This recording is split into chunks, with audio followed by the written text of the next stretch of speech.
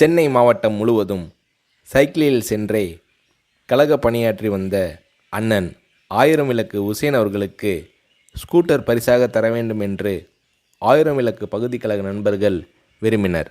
அந்த பகுதியின் பிரதிநிதியும் மாவட்ட பிரதிநிதியுமான தளபதி மு.க.ஸ்டாலின் அவர்களும் விரும்பினார். எனவே இந்த நிதிக்குழுவிற்கு தளபதியை